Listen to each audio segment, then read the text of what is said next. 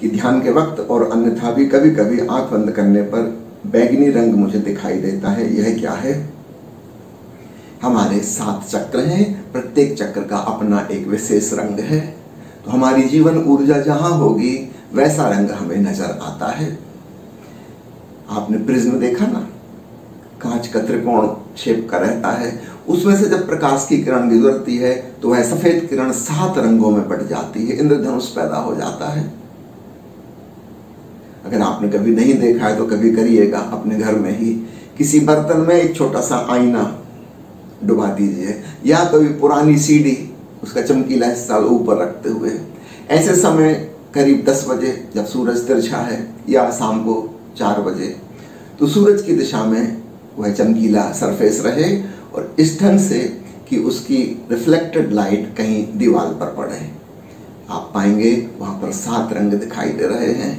पानी और दर्पण के इस कॉम्बिनेशन ने प्रिज्म जैसी स्थिति पैदा कर दी। ठीक ऐसे ही हमारे भीतर की जीवन ऊर्जा 7 रंगों में व्यक्त होती है। जो लोग हृदय तल पर ज्यादा जीते हैं उन्हें अपने भीतर गहरा हरा रंग दिखाई देता है। जो सहस्त्रार पर ज्यादा जिएंगे उनको बैंगनी रंग दिखाई देगा। अलग अलग रंग हैं 7। तो जब आप आंख बंद करती हैं अक्सर आपकी ऊर्जा उस समय ऊपर की तरफ होती है, इसलिए बैंगनी रंग।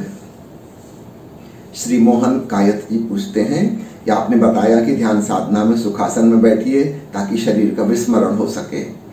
मैंने ओशो के एक प्रवचन में सुना है कि यूरोप के एक साधक पीडी ऑस्पेंस्की ने शरीर छोड़ने के 3 माह पहले विश्राम लेने की बजाय चलना शुरू कर दिया था ताकि मृत्यु के क्षण में कहीं बेहोश ना हो जाएं, और अंततः उन्होंने चलते चलते ही अपना शरीर छोड़ा।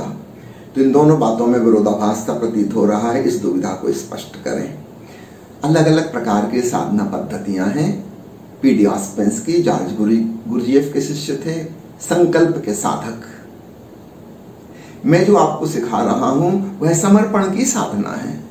रिलैक्स हो जाएं, विश्राम में चले जाएं, देह को भूल जाएं। ज्यादा लोगों के लिए यह काम की है, कुछ लोगों के लिए संकल्प की साधना। महावीर ने खड़े होकर साधना की, वो महासंकल्पवान थे। गुरजीएफ ने अपने शिष्यों को बहुत संकल्पवान बनाया, वो एक अलग प्रकार की साधना है। तो दुविधा में पड़ने की जरूरत नहीं। कई प्रकार की पैथियां हैं, कई प्रकार के इलाज हैं, आपको जो अच्छा लगता हो। एलोपैथी की दवाइयां भी हैं, होम्योपैथी की दवाइयां भी हैं, आयुर्वेद भी है, यूनानी चिकित्सा पद्धति भी है, एक्यूपंक्चर भी काम करता है, एक्यूप्रेशर भी काम करता है, नेचुरोपैथी भी काम करती है। आपको जो पसंद आ जाए।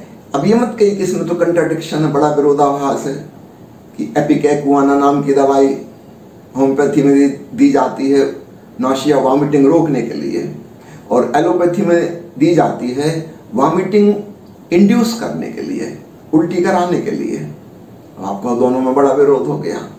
आपको झंझट में पड़ने की जरूरत नहीं। ये अलग अलग प्रणालियां हैं। ठीक इसी प्रकार साधना की भिन्न भिन्न पद्धतियां हैं। एक पद्धति यह भी है कि अपनी पूरी शक्ति को जगाओ, और एक विधि यह भी है शक्ति की बात ही छोड़ दो, समर्पित हो जाओ। अब आपको जो अच्छा लगता हो आप उसको चुन लीजिए।